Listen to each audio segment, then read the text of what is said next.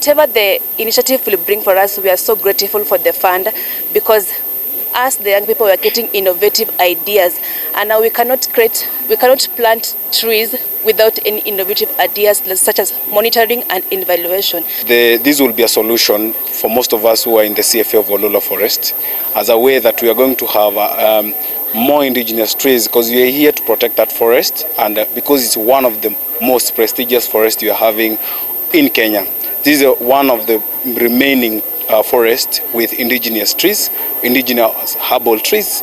From wherever you are, those of you who come from areas in urban centers, there are certain issues, environmental issues that are affecting you, and you have identified them, you know them.